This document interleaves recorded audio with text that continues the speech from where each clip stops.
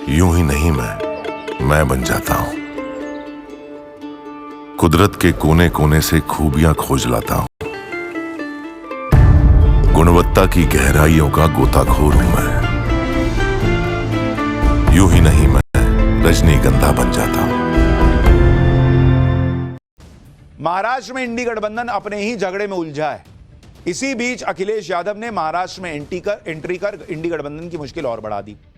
वैसे तो महाराष्ट्र में समाजवादी पार्टी के 2 ही विधायक हैं, लेकिन अखिलेश यादव इंडी गठबंधन से 12 सीट मांग रहे हैं। अखिलेश यादव ने 5 सीटों पर अपने उम्मीदवार उतार भी दिए हैं। अखिलेश यादव का तर्क है कि वो सीटें जो मांग रहे हैं वो सीटें हैं जहां पार्टी मजबूत है। अखिलेश यादव ने कहा कि कांग्रेस को हरियाणा वाली गलती नहीं दोहरानी चाहिए और सीटें दे देनी चाहिए।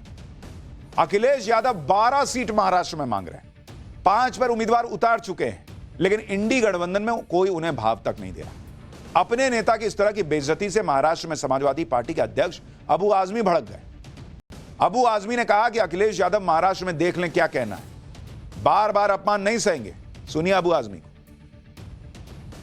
जब श्री अखिलेश यादव जी जिन्होंने आगे अनाउंस किया है, उनकी लाज तो रखेंगे नहीं रखेंगे ये लोग, उनकी इज्जत रखेंगे नहीं रखेंगे ये लोग। हम इस देश की तीसरे नंबर की पार्टी हैं, तो अगर अखिलेश यादव जी की बात 1, 2, 3 सीट पर नहीं रखी जाए तो क्या मतलब क्या? तो नहीं लड़ाऊंगा इलेक्शन, सब खत्म कर दूंगा, नहीं लड़ूंगा इलेक्शन। अगर ऐसी करना है तो छोड़ दूंगा, राजनीति संन्यास ले लूंगा, दे दूंगा अखिलेश भाई को, बनाइए किसी को, चलाइए, मैं नहीं चलाता। अगर ये सब करना है तो मुझे नहीं, मैं 5 से कम मुझे सीट लेने का सवाल ही पैदा नहीं होता। यानी समाजवादी पार्टी अलग वहां पर रौले में है कि ना हम 5 से कम में तो जाएंगे नहीं। यानी एक तरफ इंडी गठबंधन अभी तक सीटों का बंटवारा ही नहीं कर पाया, दूसरी तरफ एनडीए में सीट शेयरिंग पर मुहर भी लग गई। 18 अक्टूबर की देर रात गृहमंत्री अमित शाह के घर एनडीए दलों की बैठक हुई थी, जिसमें महाराष्ट्र के मुख्यमंत्री एकनाथ शिंदे, डिप्टी सीएम देवेंद्र फडणवीस और डिप्टी सीएम अजीत पवार शामिल हुए थे। इस दौरान सीटों के बंटवारे को फाइनल किया गया, जिसके मुताबिक महाराष्ट्र में बीजेपी 155 सीटों पर लड़ेगी, यह फाइनल हो गया बताया जा रहा है। शिवसेना शिंदे गुट 78 सीटों पर लड़ेगी और एनसीपी जो है अजीत पवार वाली, उसको 55 सीटें दी गई हैं। सीट शेयरिंग फाइनल होने के साथ ही बीजेपी ने 99 सीटों पर उम्मीदवारों का ऐलान भी कर दिया। बीजेपी की पहली लिस्ट में 6 सीटें एसटी और 4 सीटें एससी के लिए हैं। 13 सीटों पर महिलाओं को टिकट दिया गया है। बीजेपी की पहली लिस्ट में 79 मौजूदा विधायकों को दोबारा टिकट मिला है। यह होती है चुनावी तैयारी। फटाफट सीटों का बंटवारा हो गया, फटाफट कैंडिडेट का ऐलान भी हो गया। कुल मिलाकर महाराष्ट्र में इंडी गठबंधन का यह हाल है कि एक-एक सीट के लिए भयंकर लड़ाई हो रही है, क्योंकि मामला राज्य की सरकार का है और जिसकी जितनी सीट होगी उसकी बार्गेनिंग पावर उतनी ज्यादा होगी। फिर भी कुछ लोग हैं जो इंडी गठबंधन के लिए माहौल बनाते रहते हैं, जैसे योगेंद्र यादव, जिन्होंने हरियाणा में कांग्रेस के लिए माहौल बनाया। नहीं बोले थे कि सुनामी आ रही है, पता नहीं क्या क्या आ रहा है। योगेंद्र यादव ने हवा, आंधी, सुनामी सब घोषित कर दी थी हरियाणा में कांग्रेस ने। यह अलग बात है कि हरियाणा में योगेंद्र यादव के सारे दावे खोखले और गलत साबित हुए। अब योगेंद्र यादव अपना उठाए रोलर वगैरह, अब महाराष्ट्र में पिच बनाने निकले कांग्रेस का घस के। लेकिन महाराष्ट्र की जनता योगेंद्र यादव जैसे चुनावी विश्लेषकों की सच्चाई जान चुकी है। आज अकोला में योगेंद्र यादव एक सभा कर रहे थे, तभी 40-50 लोगों की भीड़ ने हंगामा शुरू कर दिया। योगेंद्र यादव के साथ हाथापाई तक हो गई। पुलिस ने किसी तरह से योगेंद्र यादव को बचाया और वहां से निकाला। जरा एक बार फुल फ्रेम तस्वीरें दिखाई।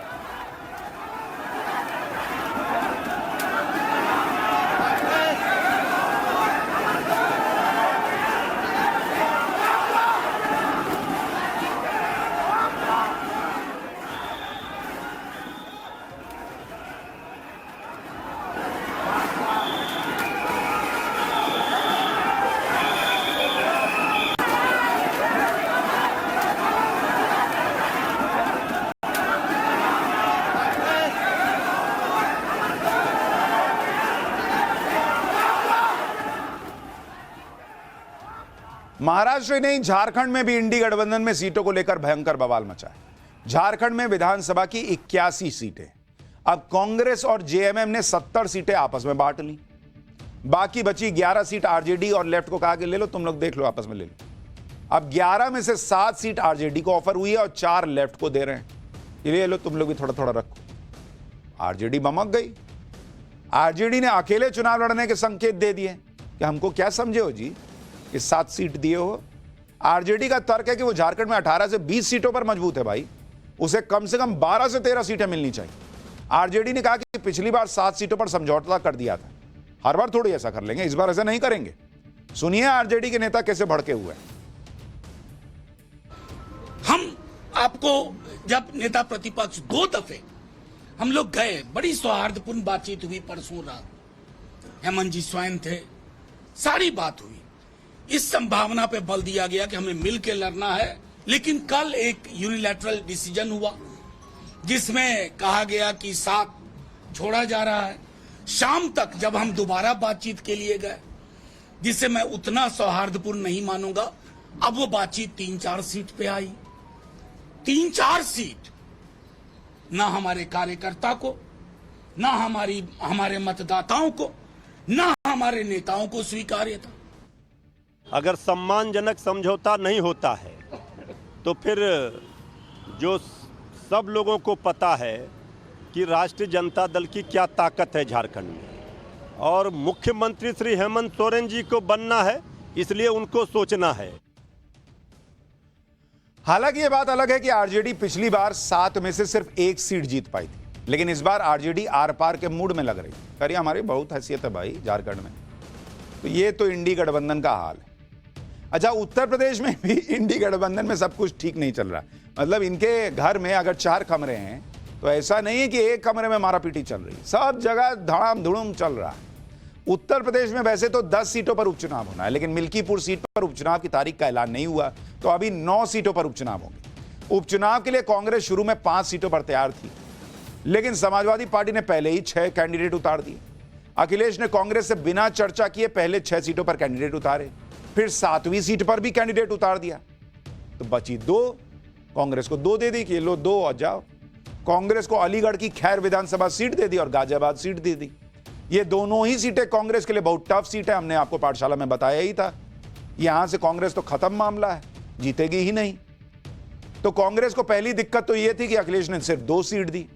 2 सीट भी ऐसी थी जहां कांग्रेस का जीतना ही मुश्किल है। तो एक तरह से यूपी में अखिलेश ने कांग्रेस के साथ खेल कर दिया। अखिलेश यादव के इस रवैये से उत्तर प्रदेश कांग्रेस के नेता नाराज बताए जा रहे हैं। कहा जा रहा है कि कांग्रेस ने अखिलेश से फूलपुर सीट को लेकर चर्चा की थी। कांग्रेस फूलपुर सीट से उपचुनाव लड़ना चाहती थी, लेकिन अखिलेश ने फूलपुर सीट से कैंडिडेट उतार दिया। यूपी कांग्रेस 2 सीटों पर उपचुनाव के लिए तैयार नहीं है। यूपी कांग्रेस सभी 9 सीटें समाजवादी पार्टी को अब कह रही है कि तुम ही रख लो, नहीं चाहिए रखो। यूपी कांग्रेस ने हाईकमान को अपना फैसला बता दिया है कि 2 नहीं चाहिए, फिर इनको बोलिए ये 9 लड़ लें। अब फैसला हाईकमान को करना है। यानी कांग्रेस की हालत अखिलेश यादव ने ऐसी कर दी कि खाने के लिए 1 रोटी दी, 2 रोटी दी, लेकिन प्लेट में साथ में चिकन दे दिया। अब ऐसे आदमी को आप मान लीजिए कोई आदमी शाकाहारी है, उसको खाने के लिए 2 रोटी दिया, उसमें साथ में दे दिया मुर्गा, तो कैसे खाएगा बेचारा। तो कांग्रेस कहेगी ना रखो, ये भी तुम ही खा लो, जाओ रखो। उत्तर प्रदेश कांग्रेस का भी कहना ठीक ही है, भाई 2 सीट पर लड़के क्या ही करेंगे, फिर तुम ही रखो, सब लड़ो तुम। और वो भी ऐसी सीटें जहां उपचुनाव का क्या फायदा जो 2017 से बीजेपी के पास है। बॉस ये तो हाल है उत्तर प्रदेश में इंडी गठबंधन का। अखिलेश यादव ने कांग्रेस को किनारे लगा दिया, दूसरी तरफ बीजेपी उपचुनाव के लिए फुल प्रिपेयर है। 9 सीटों पर होने वाले उपचुनाव के लिए कल दोपहर तक बीजेपी की पहली लिस्ट आ सकती है। बीजेपी की लिस्ट में किस किस नाम के होने की चर्चा चल रही है, जरा वो चर्चा भी आपको बता देता हूं। फूलपुर से दीपक पटेल को टिकट मिल सकता है, ऐसी चर्चा है। मंझवा से सुचिस्मिता मौर्य को टिकट मिल सकता है। कटहरी से धर्मराज निषाद के नाम की चर्चा चल रही है। कुंदरकी से शेफाली सिंह और रामवीर सिंह के नाम की चर्चा है।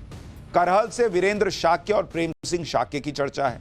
गाजियाबाद से संजीव शर्मा और अशोक मोना का नाम रेस में है। सीसामऊ से राकेश सोनकर को टिकट मिलने की चर्चा है।